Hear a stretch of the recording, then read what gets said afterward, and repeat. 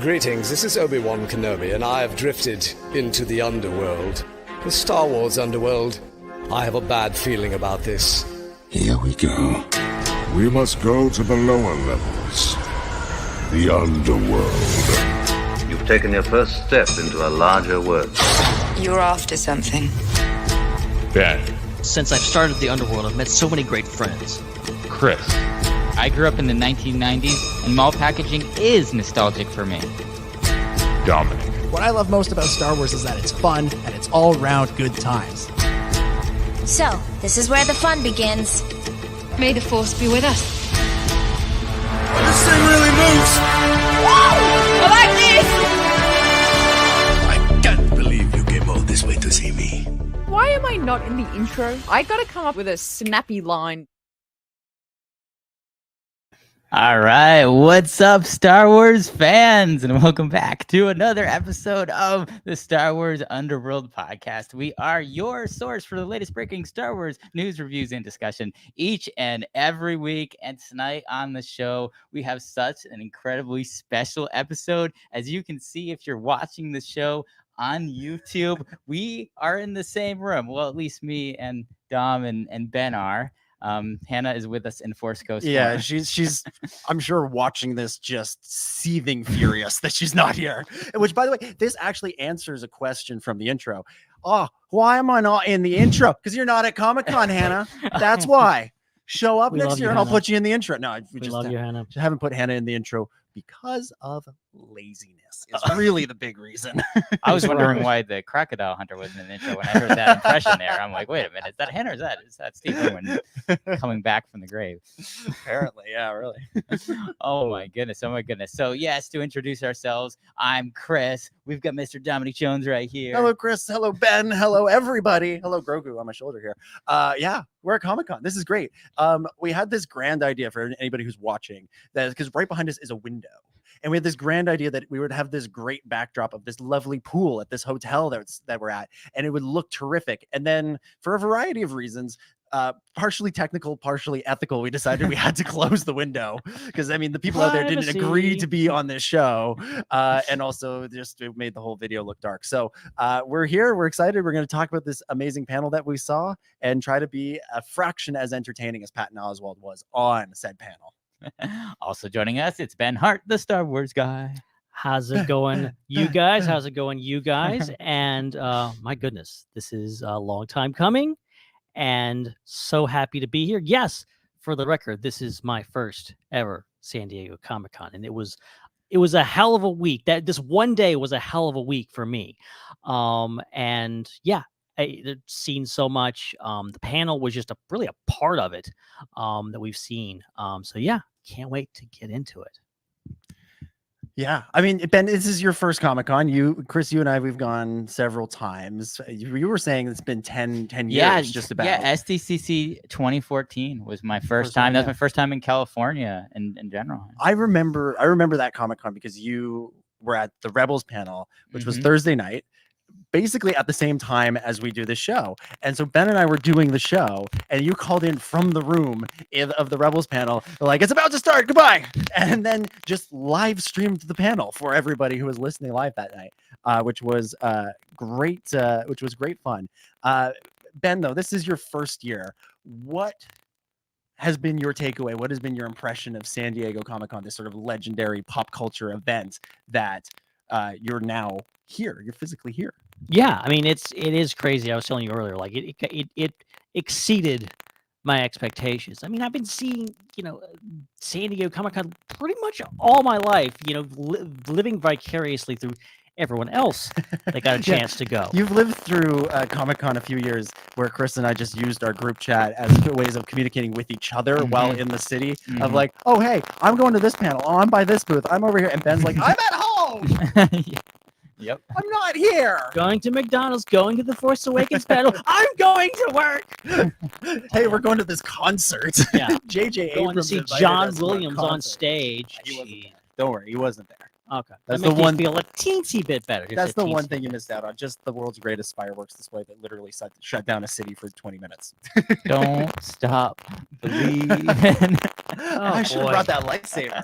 That was great. Yeah, before that concert, this is going back to 2015 at the Force Awakens panel. It ended with J.J. Abrams going, "Hey, guess what? Everybody who's here gets to come to a live outdoor Star Wars concert." And so everybody who was in Hall H, which fits about 7,500 people, just sort of got up and left and orderly walked around to the outdoor venue, and we went to this concert. And before they got to the like classical music, they were playing classic rock. And they were playing Journey, and they were doing "Don't Stop Believing." Everybody on the way in got handed a lightsaber, and we were waving it in the air like we had our lighters, and it was pretty special. And then this concert began. And look, if you've been to a Star Wars concert, if your local symphony has done a Star Wars concert, you know that they have a little bit more of a vibe of a rock show than your classical concert. But this show truly, like, all we were missing was somebody crowd surfing. Like, it was like bedlam. I swear, if we'd gotten a little closer, there was a mosh pit. Duel of the Fates is going. Everybody just headbanging. Like, it was incredible. And yeah, that was 9 years ago, and somehow we're still here. Somehow we're still doing this. This crazy little thing. This podcast of ours. Do we want to even bother with plugs, or should we just jump into things? Follow us on social media at the SWU and subscribe to the podcast and the YouTube. That's everything. There was a lot of cool announcements at the High Republic panel, and we posted that on all of our social media. So check that out. And they've been busily posting lots of pictures from the show floor, including, let's start there. Let's start with the Lucasfilm Pavilion, the Star Wars booth, the massive Star Wars booth. Really heavy, not surprisingly, on the Acolyte. I think there's 5 or 6 costumes out on display, tons of props, tons of concept art. Chris, you've seen the Lucasfilm Pavilion many times in many different iterations. What was your reaction to seeing it in person this year? Yeah, I think it was as good as it was any year. One thing that we mentioned was that there was a lot of stuff that wasn't behind glass, which was a great thing, because sometimes you have the glare of the glass when you're trying to take photos of things and look at things, and so they had lightsabers behind glass, but all the costumes were not. Yeah. The lightsabers, I think, are a little too easy to grab. I kind of see why. But yeah, it was pretty much all Acolyte stuff there, and so they had the lightsabers. Pretty much almost every lightsaber you saw on the show was there, and then lots of great costumes, including May and including the Stranger were definitely the two. Mother Anastasia, Vernestra, Osha. Yeah, both the twins, Anastasia, Vernestra, and the Stranger were all there. Ben, what did you think? Oh, it's just amazing. That's. I went to that booth I spent the first 2 hours just wandering aimlessly across the show floor with a big, giant, stupid smile on my face. And I went to that booth about 20 times. Just over the course, they just kept going back. And, they're playing Star Wars clips on a giant screen, and people are just going, "Whoa, Star Wars!" And and it's just, and then you got all these props and familiar faces, and yeah, it's great. That's a favorite aspect of the show for me, of Comic-Con, is they have this massive screen where they're just showing clips from Star Wars. And you're just like walking by going, oh, look, there's a scene from Empire Strikes Back. Oh, there's a scene from Tales of the Empire. Oh, like everything is just up there. And I was in the booth looking at all the costumes and stuff, but I could just hear the One Way Out scene playing. They were playing that today.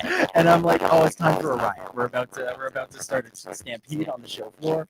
We're gonna go a little bit crazy, and we'll just have a good time with it. Now, Ben, what else? About Comic-Con, this being your first year?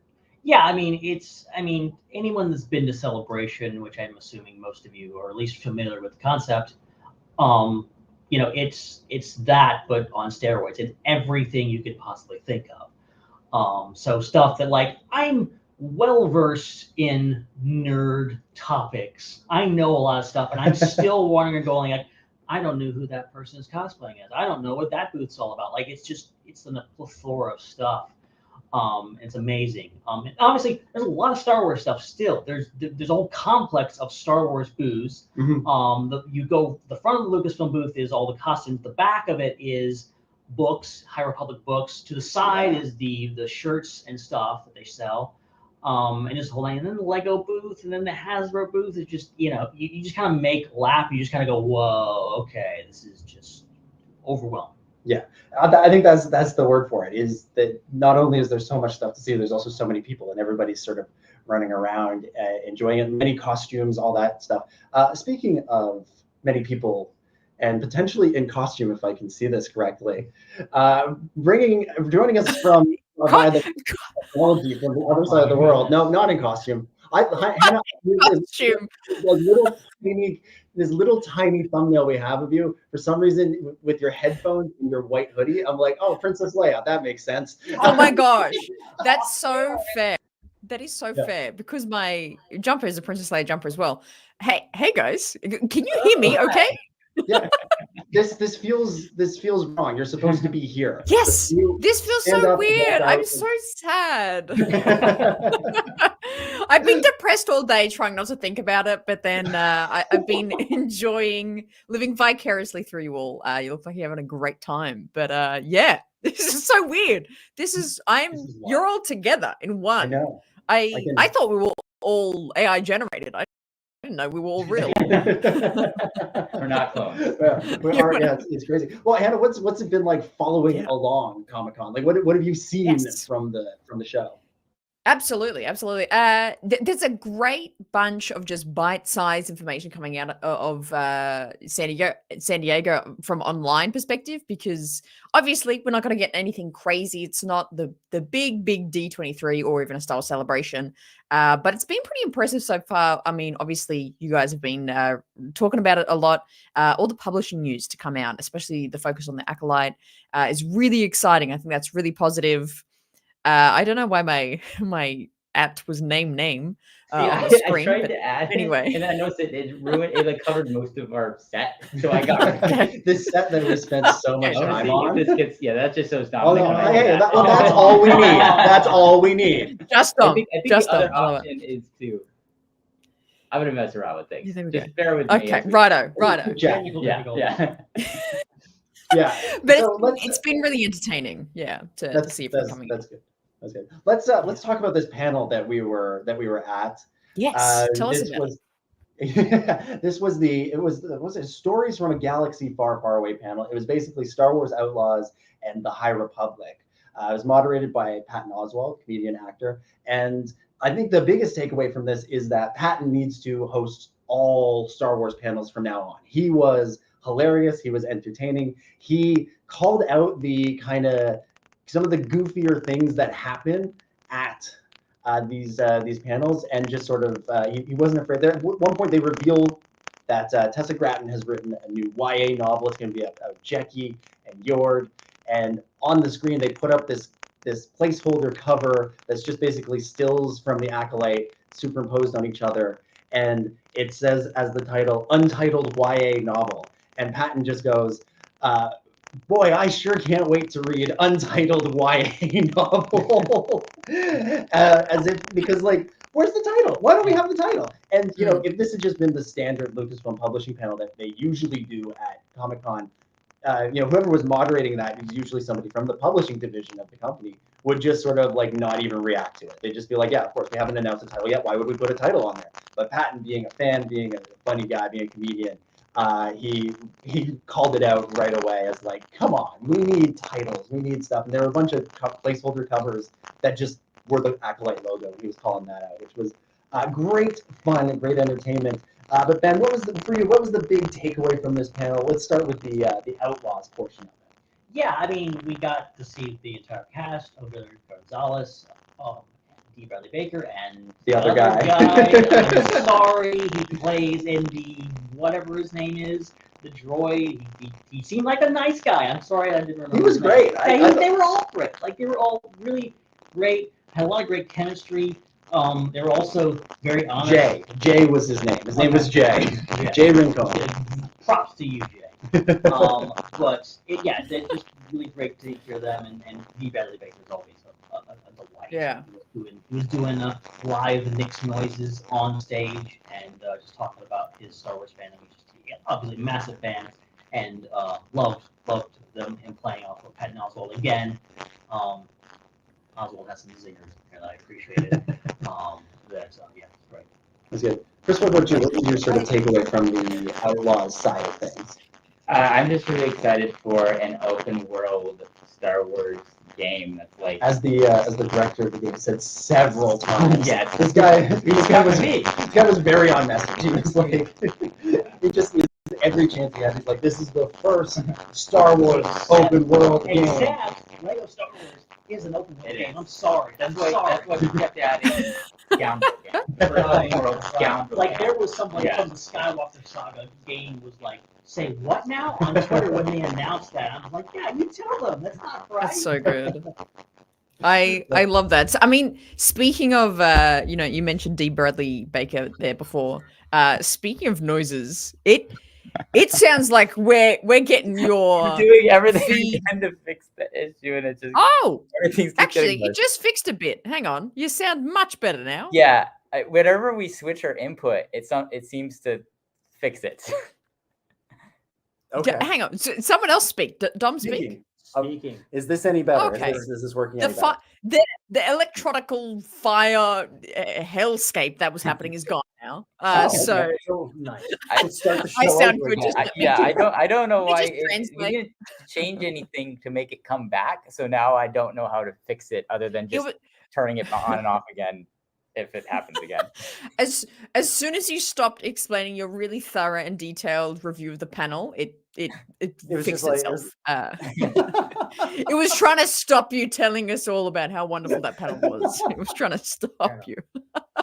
Oh my goodness. Anyway, what I was saying that I'm excited that it's open world. I love open world games. I love Lego Star Wars. I love Minecraft. I love Genshin Impact. There's a lot of games that I play a lot that are open world. So I think that's my favorite genre of game and type of game. So that's why I'm really excited for this game. There you go. Yeah, it seems cool. Like I've always said about Outlaws, I wish every time I hear about it, I wish it was a show. I wish it was a movie. I wish it wasn't a video game because it sounds really good and sounds really interesting. It sounds like a story that I would like to experience, but I just am not going to play a video game. I know that I'm missing out. Believe me, I do. But I can't. I'm not. I know I'm not going to spend the money or the time on this. Wait, I have a question, Dominic. Yeah. Have you ever just picked up a video game controller and tried to push the buttons and see how you liked it? Yeah. Oh, yeah. No, it's fun. I know it's fun. It's just I hear people talk about these games and it's like, oh, you have to play 80 hours. I'm like, that sounds like such a commitment. That's such a commitment. Over a year, though. And then they just oh, well, the game itself is $80, but it might be a subscription-based thing where then you have to pay again and again. And and you have to buy your console. Capitalism. $4 bajillion these days. And then when you open them up, there's ads. I don't know. I know it's fun. I know I'm missing out, but I know I've stopped kidding myself. It took me through Battlefront 1, Battlefront 2, and Star Wars Jedi Fallen Order to realize I'm just not gonna do it. I should just accept that and just brace myself to watch the 9-hour version on YouTube. The one last option then. What if they bring back the Kinect? Oh my gosh. That's got to be what brings you back, Dom. Come on, that's got to be the ticket. Right back in there. Oh, I was thinking about Kinect Star Wars the other day. Of course, Dominic wakes up every morning, and the first thought is, "I love Kinect Star Wars." That's my first thought. I was thinking about it. So I was thinking about it the other day because I saw a TikTok. Where an Omega cosplayer was doing the "I'm Han Solo" dance. Oh my god! Iconic. The song, it just it inspired me to go and look up the song again. And I'm watching the song on YouTube. And I remember when that game came out, you would go into the comment section and it was just fire and fury and vitriol. People were so angry about it. And now you go into the comments and people are like, oh yeah, this is the stuff, nostalgia. Oh, them's were the days. And I'm like, thank you. Yes. Where were you in 2011? The bane of every And Star just Wars very quietly said, fan's existence. "Jeez," at me. Just very quiet. Star Wars fans Sounds like hate I forget what it's now, like to be but in they the loved room. 10 years ago. Yeah, exactly. Yeah. So good. Oh goodness! All right, so there's the that's our coverage of Outlaws. It looks good. It does look like it'll be a fun time. The first open world Star Wars game. After that, they shifted gears and went into talking about the High Republic, and they were talking about the High Republic, but it was more a kind of combo High Republic acolyte publishing portion of the panel. They had Justina Ireland, Tessa Gratton, and Kevin Scott on stage, and they announced that Justina is writing a new book about Vernestra Rowe that's set about 20 years before the Acolyte. Will kind of bridge the gap between the version of Vernestra that we see in the books, that we read about in the books and the High Republic novels, and who we saw on screen, because they're quite different characters. She obviously has had some experiences that have changed her. And then Tessa Gratton is writing a YA novel, the very wonderfully titled Untitled YA novel, about Jecki and Yord and kind of their dynamic and their friendship and how that develops. And then Kevin Scott revealed that in the final arc of the High Republic comics, the main series, Kel Naka will appear as a regular character. Will kind of join Keith Trennis and the crew for those final issues of that story. Chris, we'll go to you first on this. Your takeaway from the publishing portion of the panel. Yeah, so I've not read any of the High Republic books before, the YA or the older ones, and then I haven't read any of the comics either. So it's something that I've yet to delve into, and I just hear about it vicariously through other Star Wars fans who are more familiar with it. So, but the Acolyte is something that I love because it bridges something I'm unfamiliar with, the High Republic era, with something that I love so much, which is the prequel era, and from the Star Wars films and the Clone Wars TV show, and I've even read some of the books and comics in that era. So I think that it's really amazing that the Acolyte exists as a bridge between those eras. And I think it's really cool that they're doing publishing tie-ins to the Acolyte, because then you're putting that in the same medium as what the rest of the other High Republic stuff is, just as the Acolyte is, as a show, is the same medium as all the other Disney Plus stuff. And so I think that it's an amazing bridge. And I think that, you know, it's probably going to get me into the High Republic a little bit, because I'm going to be very interested in potentially reading some of the comics and books that are related to the Acolyte. And that might then make me more interested in some of the other High Republic stories that are related to that, some of the characters that cross over and situations and things. So I think it's brilliant. Yeah, I imagine it'll be a lot like it's the sort of the standard publishing thing of there's something that happens in the books and it relates to something on the show, but they don't really address it on the show. It's not really talked about. But then there'll be another book that comes out that bridges the gap, that is like that really sort of smooths over any inconsistencies that there might be. Ben, your thoughts on the publishing reveals? Yeah, so I think the Vernestra book sounds really interesting. I think we all have big questions about, well, what the heck happened to Vernestra to make her the way she is an Acolyte. I think this services a lot of different audiences. Obviously, people that are just watching the shows, they don't have any idea about the High Republic, and they're going to be like, okay, you know, I'm going to go read this book, and this might be their gateway drug into the High Republic, and vice versa for people that are reading the High Republic and maybe want to get more into the TV shows. It'll definitely bridge that gap. And I think also just answer some questions about her character. I think 20 years is a long time before. Indara is also on the cover, so that maybe get some more with her. I think just delving into this era more, I think is really going to be interesting. How they, obviously, High Republic is ending, and we're going to have a big gap, and then Acolyte and them starting to fill in that gap. As we've seen in other eras of Star Wars, they kind of have to finish up an era before they can start like really filling things out and doing between stories. So I think that's going to be a rich storytelling, area in the future. Yeah, Hannah, did you see these announcements? Do you have some thoughts on what we learned today? Yes, I have many thoughts. My biggest takeaway, honestly, with all this is that this is what we've needed with every single show so far from Disney Plus. I think this sort of connective tissue, that term we like to use a lot, for the TV shows is what's going to really cement these stories to be really profound, to be really impactful, and to last a long time. So my biggest comment to it is like I'm actually really happy to see that this is how, you know, the publishing is kind of getting around what's been most recent. Obviously, High Republic has been such a strong focus for the publishing of Star Wars for the past quite a number of years now, and has been building and building every year with all the phases and all the different types of books that it's coming out with. So the fact that they're tying it into the Acolyte and they kind of have these crossovers and backstories and post stories of the characters that we're seeing in the show is incredible. I mean, regardless, I mean, we had, you know, many of different opinions talking about the show as it was airing. And even though it might not be my highest mark of a Star Wars show, if anything, it's probably my lowest ranked personally show.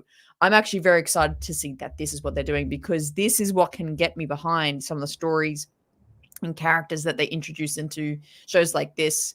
And yeah, I think my broader comment is I hope they do this for all the shows. I mean, internally in the past, like if I time machine go back, I wish they did this for every show.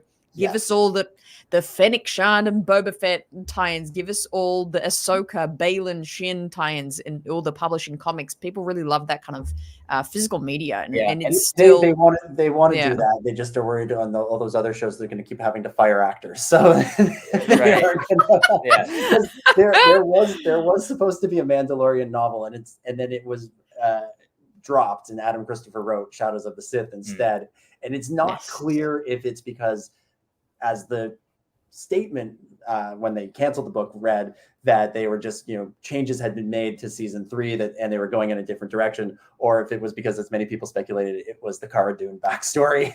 And the thing is, like, you know, I've had this conversation a few times on the show about how, you know, it's kind of take two on the sequels in a way, because with the sequels you had that same polarization. Like the thing that I see a lot with the Acolyte when people are ranking their favorite Disney Plus shows, Acolyte's either in the top 3 or the bottom 2. It's very rarely in the middle. And so that it makes sense. And that was the case with the sequels as well. A lot of those films, you know, a lot of people consider either The Last Jedi or Rise of Skywalker to be one of their least favorite Star Wars films, but then a lot of people consider one of those films to be one of their favorite Star Wars films, especially The Last Jedi. And so, but the problem is that we've kind of moved past those with Star Wars publishing in a lot of ways, and tie-ins and things. It's not at the forefront. It's not like, oh, it's San Diego Comic-Con, let's announce another Phasma book. Like, you know, it's just kind of past it probably until the Rey movie, and then I hope they do. So with the Acolyte, they have a chance to do that again. They have something polarizing, something that they have a good core fan base that's really, really happy with it, but then also some people that, you know, wasn't quite their cup of tea, but they can still bring them in by just having more diverse platform stuff.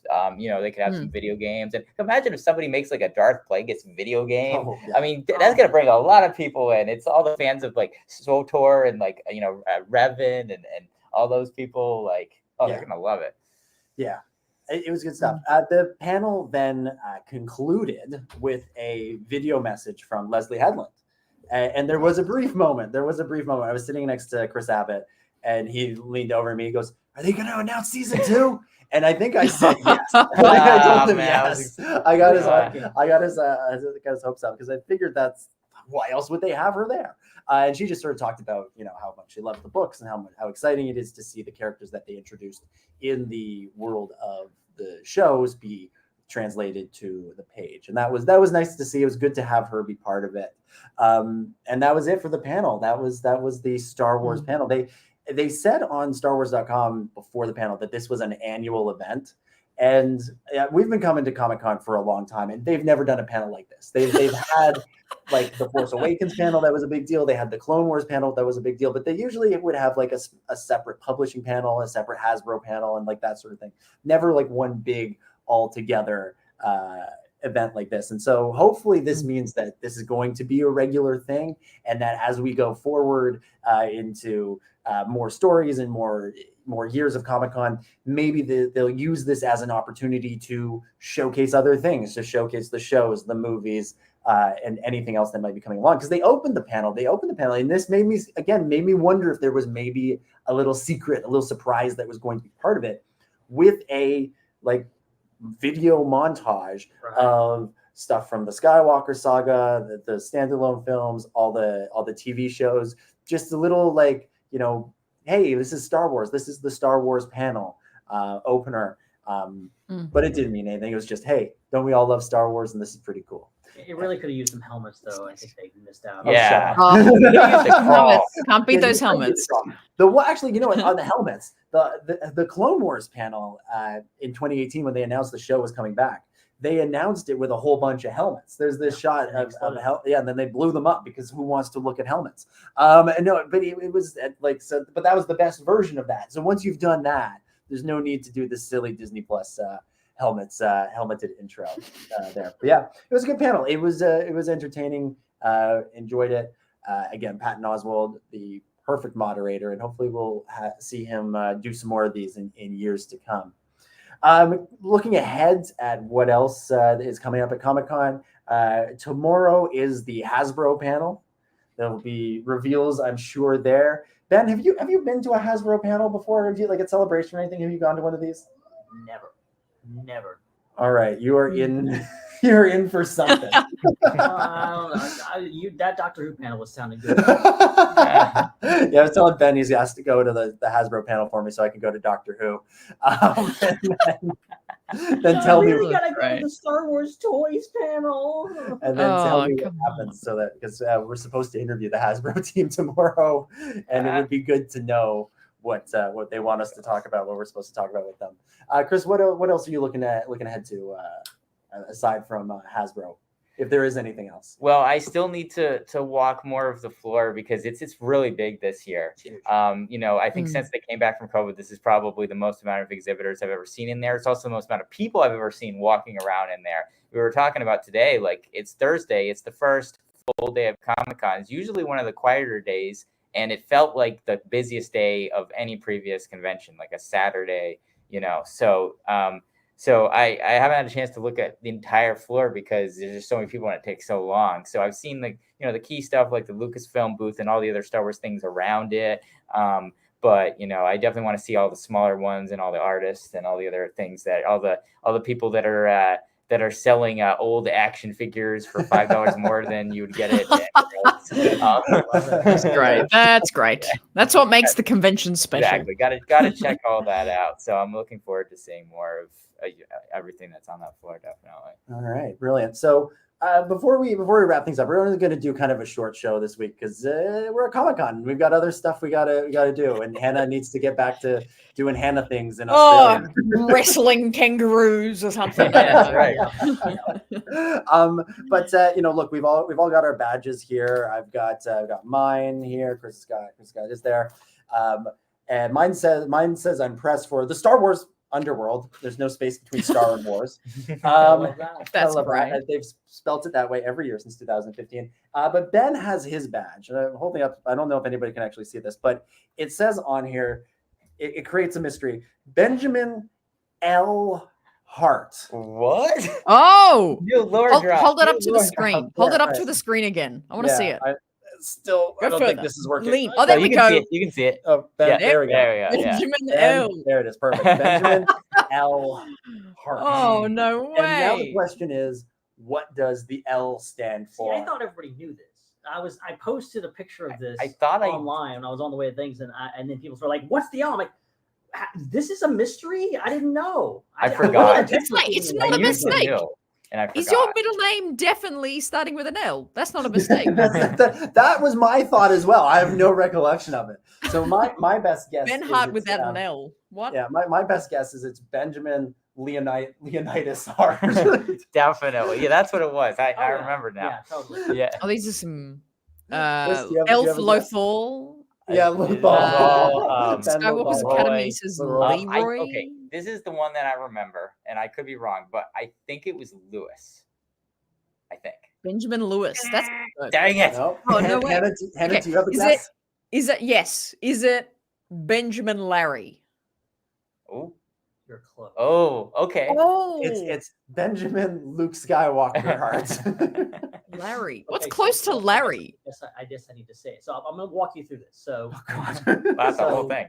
Larry. Hold on. You know what we need? You know what we need It's time for Ben's Connection Ben's Corner. Connection. Connections in the corner with Connection Ben. with Ben. Ben's Connection Ben's Corner. Connection Corner. Corner. Do-do-do-do-do. Ben's Connection Corner is filmed in front of a live studio audience. Yay! Oh God, we're insane. We really are. All right.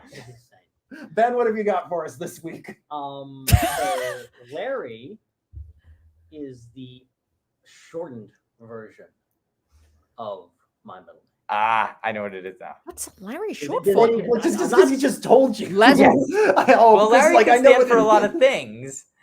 What's Larry short for? Lazarus. Lazarus. Yeah, it could be Lazarus. Lawrence? Is it Lawrence? You get Bill out of William, so I mean, Yeah, anything it goes. could be a lot of things. I think this guy, I like Dan Grievous here. Benjamin Lucas Hart I sounds like Lucas Lucas Hart. has a good ring to it. I like Lucas that. Arts, yeah. It's not the case. I but think like that. did Skywalker Academy have it? I think Skywalker Academy had it. Right there. Lawrence? Is that it, Ben? Yes, it is. Yay, Larry. Benjamin Lazar. Lawrence. All right. Mystery has been solved. This is the best It's out there edition. now. Best I'm not sure how I edition. feel about this, but whatever. Ben Hart with an L. Ben Hart with Your an new L. name. I don't even know how Comic Con got that. I guess I just put. I don't remember because sometimes I'll just Yeah, how do they know you so well? Initial in. Yeah. I don't know. All right. One more thing before we go. Chris, hold this for a second. Oh, yeah. You know what? It So- doesn't even matter. Just continue.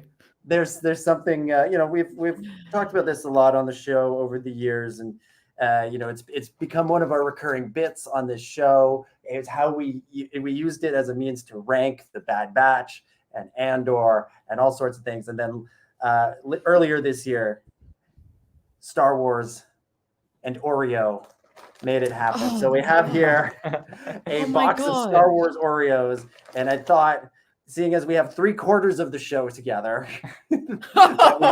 we should toast the occasion with a Star Wars Oreo. So here, Chris, you hold that so I can still kind of talk into it. No, we're not gonna do. No. We're not. You're not gonna. Oreo Is this not gonna is this a open the great box time?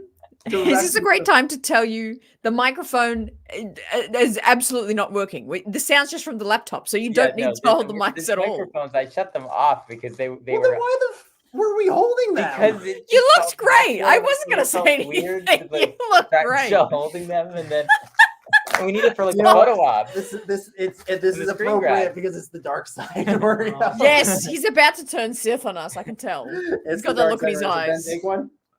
What'd you get? I got Chief Palpatine. Chris? Hey, ultimate. Is that Dooku? Yeah, I think that's I Dooku. think that's That's Dooku. Dooku. Yeah. Do it. Dooku. Yeah. Ooh, going very prequely. I got Darth Maul. Oh, nice.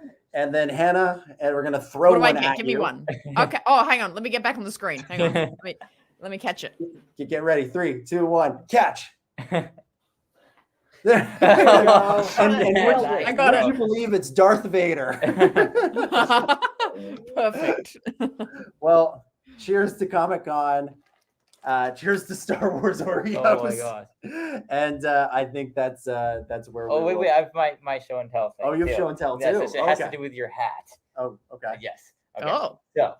So, I collect antique books, which Oh. sounds really fancy, Sure. but actually, it's more like I go and get kind of free books out of cardboard boxes outside of bookstores when they're Sure. throwing them out. Yeah. Okay. So I found something. I feel wrong not holding this now. Yeah, I found See? in, Feels right. in one of the books. I thought you'd be very interested in. Check this out. Ooh. This is the Toronto Blue Jays 1989 official exhibition stadium schedule. Damn. That goes back. What? That's a way Oh, back. I'm like, I need It's to give Dominic vintage. this. This is a relic. Oh my god. There you go. This is Wow. this was either. But then it says Sky. Oh, because they moved in the middle of the season. That's wild. That is cool. Yeah, it might be Yeah. first edition, man. That's fantastic. Look at that. Oh, I love that. Brought to you by Labatt Beer. Classic. Oh my god, look at the prices on the tickets. Holy oh my goodness. The top level, the nosebleeds were $4 if you wanted to sit in the Oh God. $12 if Inflation. you want to sit behind the home plate. And all of the Oh. infield seating was $15. I'm pretty sure Wow. it's $1,500 now. I Unreal. that for sure. I'm just Unreal. joking about that part.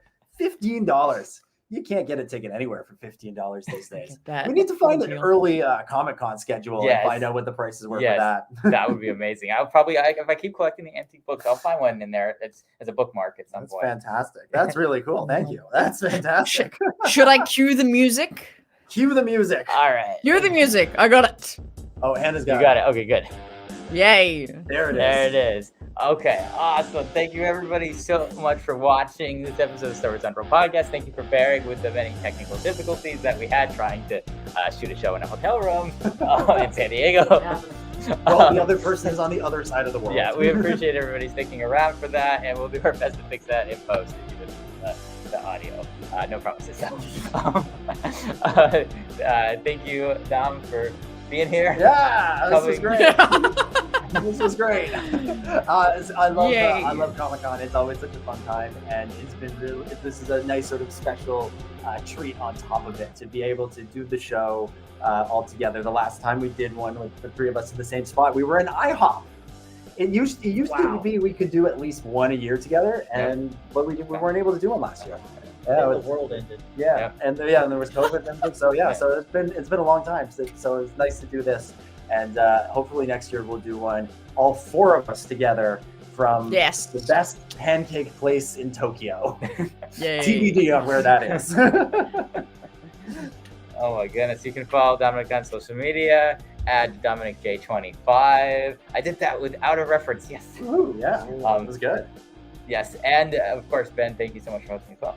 Being here. Pleasure as always, and be sure to follow us not just on Threads. Okay, I'm making an exception. I've been working my tail off today, and I will be continuing to work off for the rest of the week to get some amazing pictures and video out to you guys on Twitter, Instagram, Facebook, and Threads, and also follow CultureSlate for a lot of non-Star Wars and some Star Wars stuff too. We're hitting all the good stuff. I'm enjoying Hannah being the producer here, just like I'm loving this. I have so much power. Power. I think we're just gonna Unlimited live power. here now, and then Hannah can just take over producing it. Yeah. Do you want me to keep doing the plugs? Yeah. We're never gonna. The plugs are never gonna end. Oh my gosh. Well, I have to thank you too, Hannah. We have to thank you for being on the show and calling in and Thank you. not being depressed for not long enough. Yeah, to not that's stream. okay. Bottle of whiskey waiting for me. That is great. I'll keep watching along on all the posts and checking out what news comes out of San Diego. But I hope you guys have a blast. It was great to chat to you all. Awesome. Make sure you follow Hannah at the Raeside, Raeside, and I forgot to mention at Ben Hart with no E for Ben at C3PO. Won't be for posting much myself. this week, but to be honest, but you know. Just resharing from SWU, yeah. I'd say same doing that. All right, so yeah, make sure that you subscribe to the YouTube channel. You know, make sure that you subscribe and review on your favorite podcast apps. Thanks to our channel members. Thanks to our super chatters. Thanks to everyone. And make sure you check out our Discord. The link is in the description. We timed that perfectly. That's just as I'm saying it. Nailing this. We got fun stuff over there, game nights, watch parties, lots of great stuff. And check out all the other shows on the Star Wars Underworld Podcast Network, including... let's get it down. Oh my gosh, including Tales from Beyond the Galaxy, Tractor Beam, Iron Cat, Raeside, and more. All right, so that's it. We're out of here. We'll be back at the same time, same place next week. But until then, for Dominic and Ben and Hannah, my name is Chris, and may the Force be with you. Let me do the end thing. Where's the last screen? There it is. Is it that one? Is it that one? That You sure it's not this? It's all right.